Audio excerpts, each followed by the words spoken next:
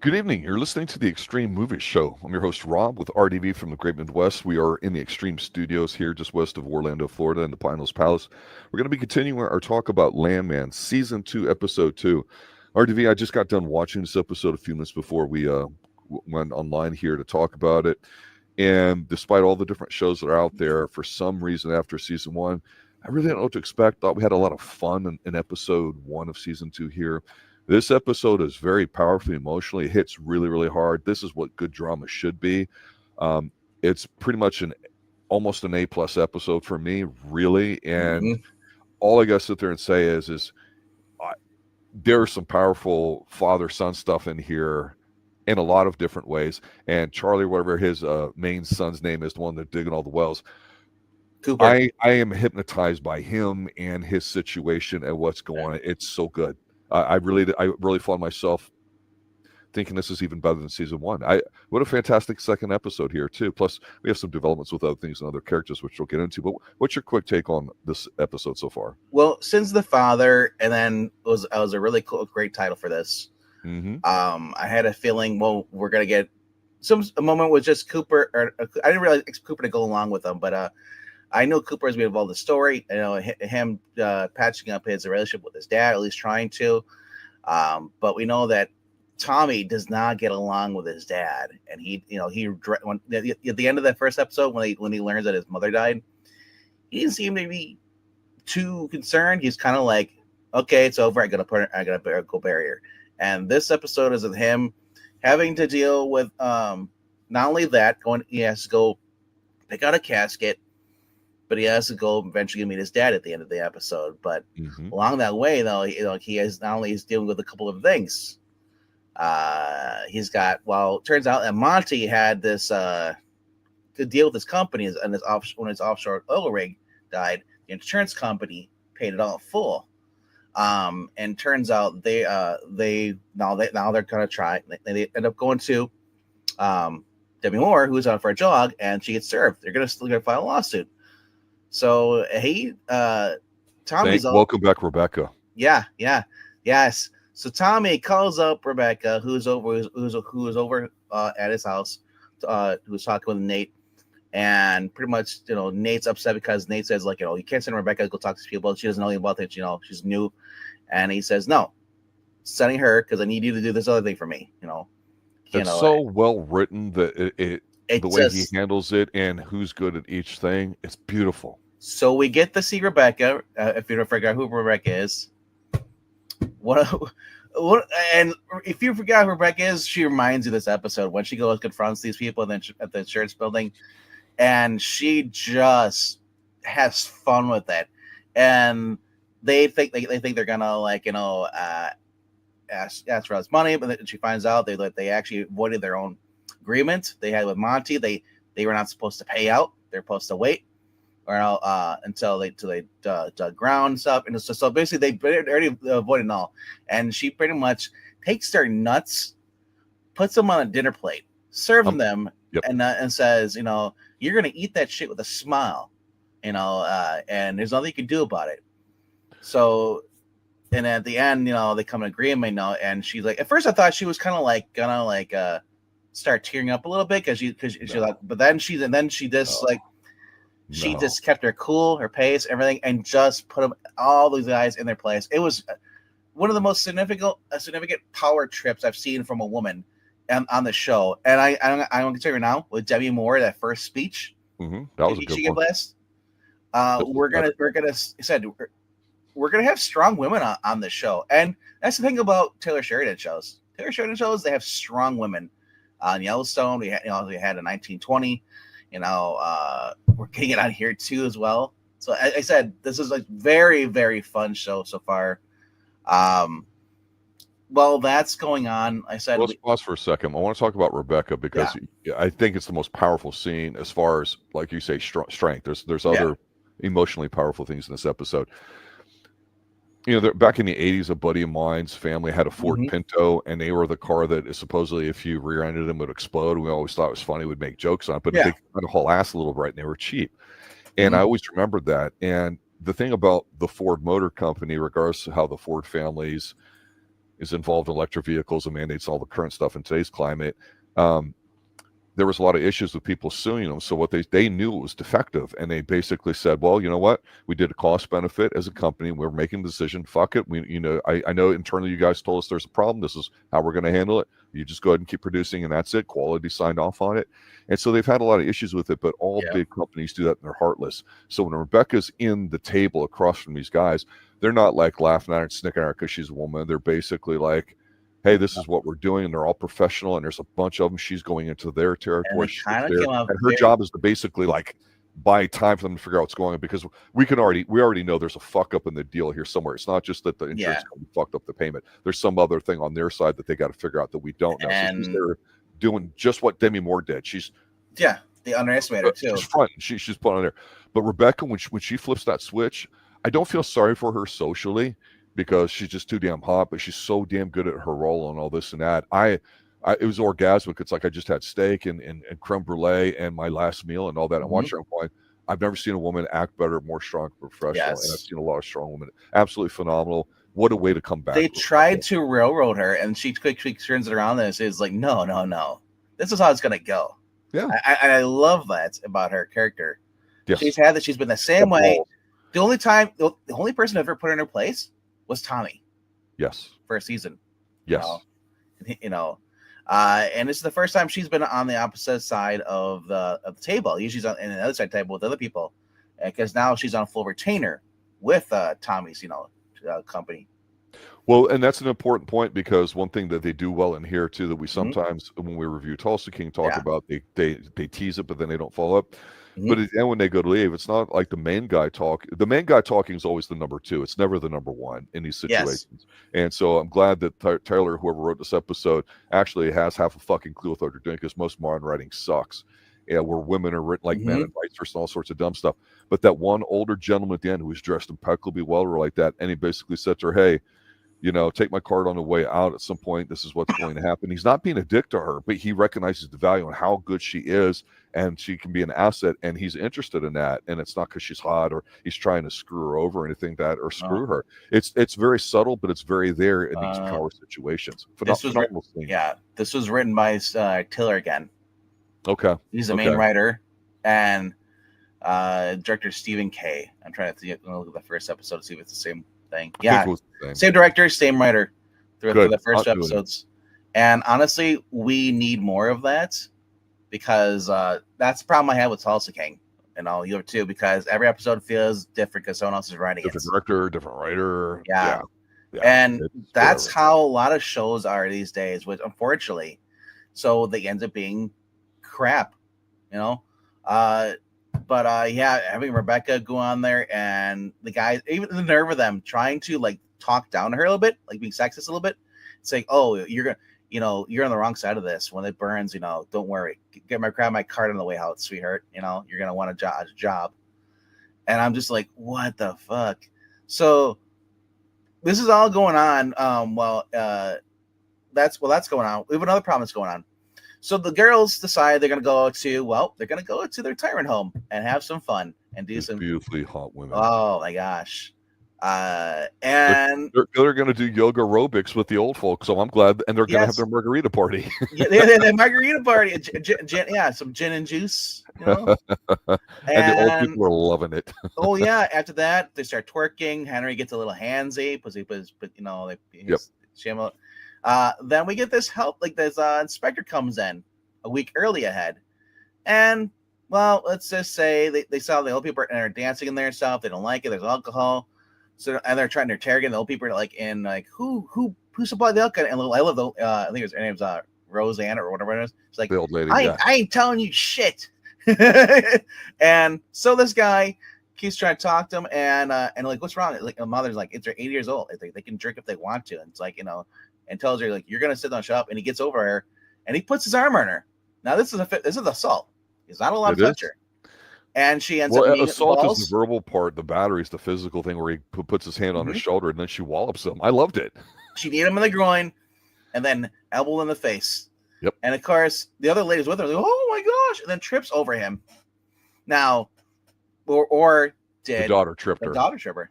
Yeah. Either way, so we get a phone call over to our boy Tommy, and Tommy's like, "What the fuck happened?" He's like, "Well, we're being detained. Like, why? What happened?" He's like, because the sheriff's talking to him. He's like, "Yeah." So, and this is all going on while he's in the middle of the funeral home, looking at casket because Coop's with him. And I was still waiting for Cooper and him to get together because Cooper calls him because the girl's like, "We can't do this anymore." Blah blah blah. And so he's like, "Yeah, I got girl problems and business problems." He picks him up on the way to do it. They're talking or whatever like that. This is probably the best father-son thing I've seen on television or in a movie in a very long time. Well, that's the thing. We finally have the boys on the same page. The girls been on the same page for the past season. Yes. So we're starting to see the family have somewhat semi-decent functionality. So they end up getting them detained. They're not arrested, and he yells at the cop. Sheriff's like, so they didn't do anything wrong. If anything, the guy touched her, grabbed her. Right. It's assault. He said, "Do they have the right to detain?" No, they don't. Yeah. So that's going on, and they clears up, and then he said the whole thing with Cooper. We called it you called it last episode. He said she doesn't seem like his girlfriend is really in it for the money. She's kind of scared about it and stuff. And it's not really even that. It's not the money. It's they have. You want to know what it is, honestly? Seriously? Let me first. Let me get through it. So Cooper was at the well, and the well pressure went off, and it basically exploded. So he got covered in oil. He had to turn it off. And it took him 4 hours to get back to her, and she started having a panic attack because the last time this happened, her husband died. Yeah, and Cooper's been kind of like making decisions without her, and he's been offering up ideas. Yes, and just kind of go ahead and so basically, at the end of this, she gets a little stressed out, and said, and here's the thing: is like they haven't been together that long, to my knowledge, in the show. Yeah, I would agree with that. Yeah, and so I think they'll probably get back together. Even though she kind of says it breaks up and he has his own home, but I think they'll. If not, they need to provide him an alternative soon, and have someone who actually maybe works in the oil business, who actually understands that somebody to relate to. Because that's one thing we haven't seen. That's one thing we haven't seen though. We haven't seen a woman working on any of these. It's always been. I think with her, what it is, and this is where it's kind of realistic, is her husband. She met this guy kind of suddenly, knew he was a good guy, probably thought he was too smart and not a physical guy that would work on it. So there's a class thing here because it's also they're from different races, so it's a mixed race thing. And so they leaned into that a little bit in the first season, right? And him doing that's just what he made a decision. I'm going to go learn oil. I'm going to stop school, even though I was really far along my geology degree or whatever. The guy's bust his ass, but he's a solid work person, right? But he's not one of the boys, and he literally is too smart for that. And so he had tried getting some financing for some wells that were producing very weakly or whatever like that, and weren't too expensive. And that's the whole thing, because he made the comment to his foreman, he's like, you got the numbers. He's had 6 wells and they've all hit. And he goes, that doesn't happen. And it's so realistic because they already did the analysis of the money, like $30,000 a day on the first well. Yeah. So now it's like 200,000. And of course we find out when he's talking to his father about it, he's like, son, the girl problems are the easiest part. And they talk about it, but he goes, I understand your business one. Yeah. And he goes to find out stuff about most of the episode. Yeah. But I think what it is she's a woman that, as we like to say, she didn't monkey branch because her husband literally died. Mm-hmm. She's still grieving. Yes. She hasn't allowed that to come to its complete conclusion. She's jumped into another relationship. And even though I agree with you, he's going to end up back with her. When a woman says, I don't think we shouldn't do this anymore, then you just don't do it. In other words, if they're going to play that kind of shit with you, then you got to hold them accountable for it. And I think he's going to end up back with her. I really, really do.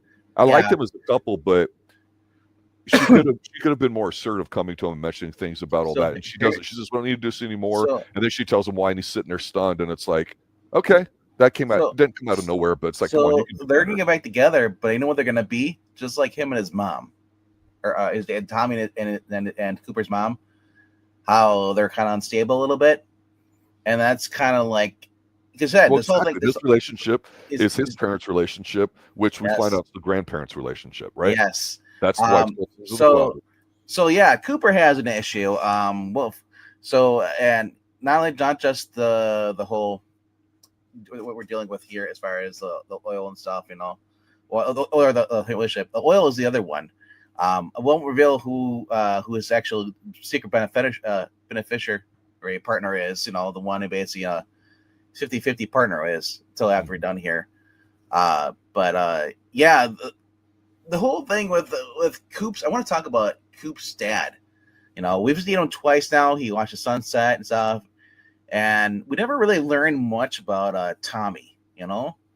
We're talking about his parents. So they're introduced his parents, and they end up after the funeral home. While they're driving there, he calls up Nate, and Nate says, "Hey Nate, I need you to go look up this company for me and get back to me and stuff." And Nate eventually does get back to him, but not till later in the end of the episode. Demi Moore went over to Monty's office, and she's been going through his files and stuff. And calculating and doing stuff at the end too, right? You saw her adding things up. Yep. So remember, Monty was so stressed, probably because he knew he was in financial ruin because all these back. That's the one thing we're brought up here too by that insurance team. Whatever they said, they know there's a lot of skeletons in the closet, and so that's gonna be something that we're gonna be working through the whole entire stuff. So I'm glad we're gonna have Demi Moore. It's not the Demi Moore show, but at least we're gonna have Demi Moore in probably the same amount we had as Monty in. That's what I'm guessing, which isn't bad. No. So we got this going on. We get to see another recurring character. We get to see Theodore, Boss Ramon. He's the guy who leads the second crew, a crew for the oil crew. And he because basically they have these new stuff they want to go look at for purchases stuff. So he's going to have something to go with Dale, and go look at some stuff. And I love him because he's the guy who helped beat up the guys who that beat up Cooper in the first season. Oh, that's yes. Mustafa speaks. It was great to see him again because a lot of times these characters are one and done, so they brought him back. We're gonna see more of him. Not only that, we're introduced to he has a whole new crew, and we even the little Tyson guy. He's like, I want McDonald's. I don't want none of that venison crap and bullshit, and they're just teasing him the whole time. I thought he was Muslim because of the pork thing, but we didn't. We don't know. We don't know that. Oh, he's black. He could be convert. I don't know. Sure. Or he's a diva. Let's say that. Yeah. Anyway, you know what he said? I don't eat animals that lie in their own shit. That was his whole excuse was, and they're thinking like, really? Anyway, so that's the side crew going on there too. We're gonna see more of that character. I'm trying to think. Was there any other characters that we didn't come across that we talk about? Really the big father scene, father scene, if we want to call it that. Yeah, that's the big scene. It's really good. It is the big scene, and of course I got the other angle from them. It's like this, three generations. Yeah, and literally, it is the most awkward scene of the show. Mainly because Tommy doesn't really want to be there, but he's there to tell the dad when the funeral's going to be and stuff, and it's basically we finally really the reason why Tommy is the way he is. When Tommy was born, his mom things were already bad. His dad was an alcoholic.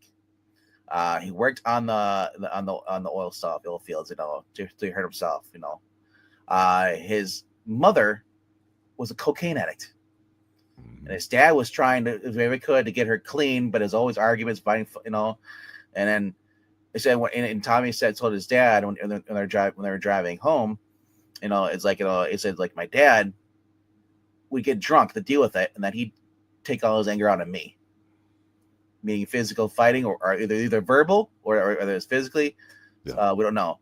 But they butt heads and fight, and he basically, and I love this touching scene here because Billy Bob Thornton's driving, and he's like just feels like, he didn't want to be his dad. And Coop says to him, is like, hey, it's like, don't worry, Dad. You're like, you did your best. What he said. Yeah. Go ahead. Yeah. I love that. I love how Coop's like basically says like, I love you. Don't worry about it. No, it's like, you did your best. The only you could do. You broke the cycle. Your best was good enough. Yeah. Because you broke the cycle. He's like fucking tearing up and crying. Yeah, he's driving. He's like, I'm like, oh my God, I didn't think this episode would get to me like that. But I love the little scene though we had before they left though, because Tommy walked to go to the truck. Coop talks to his grandfather, and he says, "I wish I could have, I never met him. I wish I could have. Yeah, could have, But he's like, and of course, Elliott's he's like, no, God, you're better off not knowing her.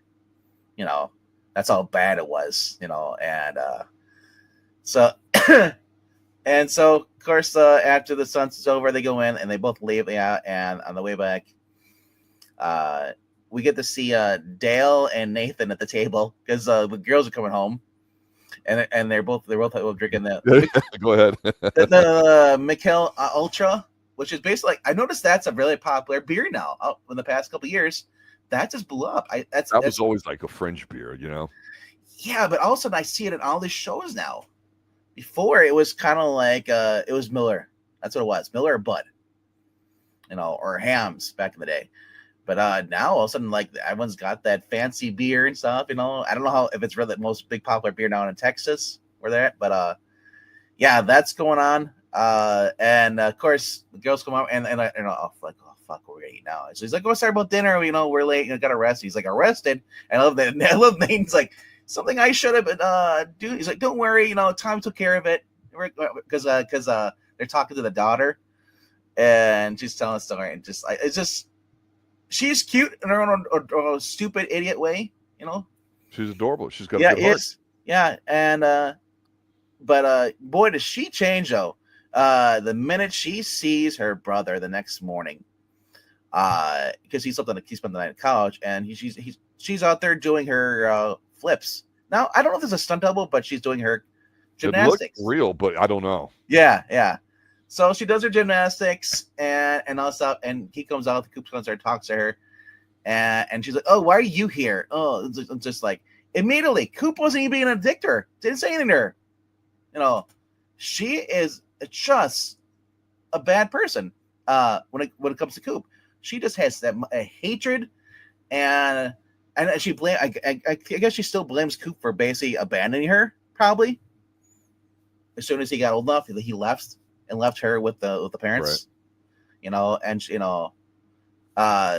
because she was always the one that was trying to fight to keep the parents together, and he didn't care. He just wanted to get out of the family. But I love how the family's kind of coming back together now. Nate jokes again. He's like, you know what, Tommy? I had a dream that you and your family would move the fuck out of here. And you make it possible. You have the means to make it possible. Please. And I love it's like Nate and Dale, whenever they're talking, is like, it's like, I wouldn't believe this. The only reason for this, why we're stuck in this, it's a test from God, But last scene though, we get Nate finally goes over the papers and tells you like who this and Tommy talks to Coop and he's like, do you recognize who this man is? And he's like, no. He's like, you know what this is? It's fucking Andy Garcia, the Mexican cartel guy, who's your partner, who owns your wells. Yep. Oh, welcome back, cartel. I know you're not a fan of that, but it makes sense. Yeah. But oh my gosh, so that is crazy. That's all I got for the episode. I mean, it is night and day compared to what we were getting Tulsa King. But then again, this, just like The Old Man, it's a serious show. It's not meant to be a comedy. The only comedy here, the comedy I get from here is Billy Bob Thornton, and it's putting people in their place. And overall, it's a fantastic episode. It's really good. I'll just say this because this kind of popped me a little bit. Yeah. I was watching the final of Tulsa King, and as it's getting ready to start, I'm getting an advertisement, right? And the advertisement is for Landman, right? Yeah. And they're like, this season on Landman, and so they have a bunch of clips there of some of the episodes still to come that aren't released yet.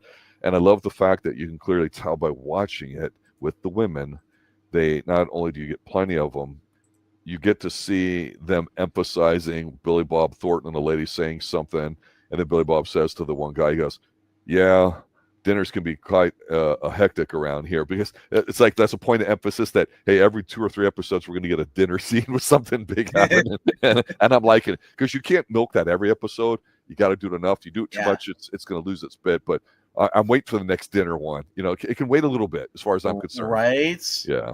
No, great episode. Loved it. The father-son stuff. I don't know if it would have the same effect if they got to it earlier.